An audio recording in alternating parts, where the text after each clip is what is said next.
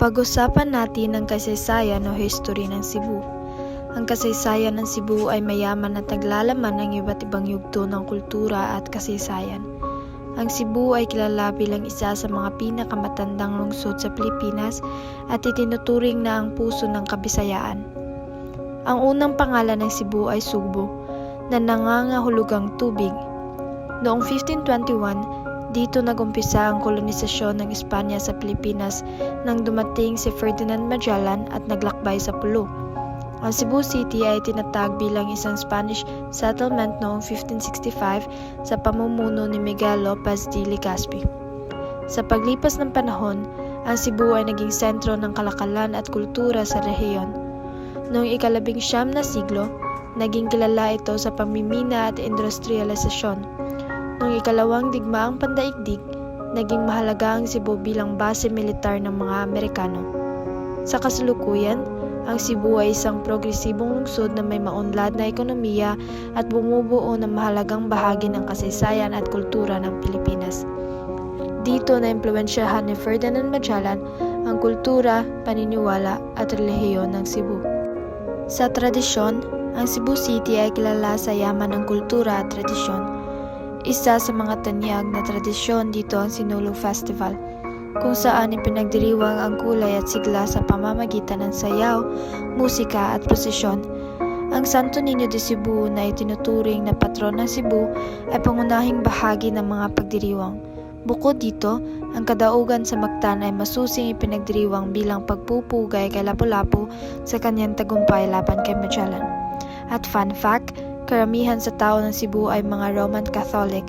Ang mga taga Cebu City, tulad ng karamihan sa Pilipinas, ay may malalim na pananampalataya at mga tradisyon na paniniwala. Marami sa kanila ang Katoliko at makikita ang kahalagahan ng relihiyon sa kanilang pang-araw-araw na buhay. Ang Basilica Minore del Santo Niño, kung saan naroroon ang makasaysayang imahe ng Santo Niño, ay isang pambansang tahanan ng pananampalataya para sa mga taga Cebu. Bukod sa Kristyanismo, may mga taga Cebu City rin na nananampalataya sa mga tradisyonal na paniniwala at ritual ng mga ninuno, tulad ng pag-alay sa mga espiritu ng kalikasan o ang mga diwata.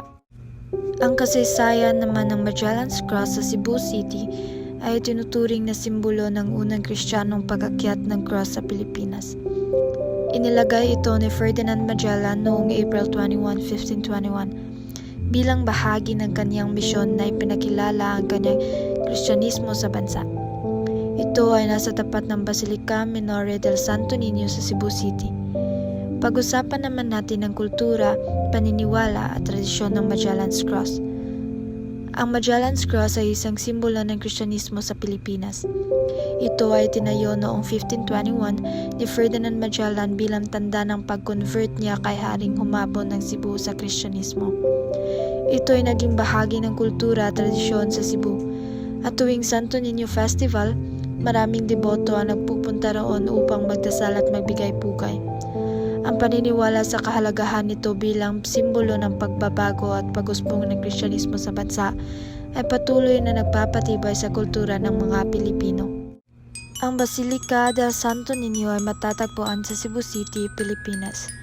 Itinatag ito noong 1565 ni Miguel Lopez de Legazpi at Fray Andres de Ordaneta, at ito ay tinuturing na pinakamatandang simbahan sa bansa. Ang basilika ay orihinal na ginawa upang itago ang imahe ng Santo Niño na ipinakita kay Queen Juana ng Cebu ni Magellan noong 1521.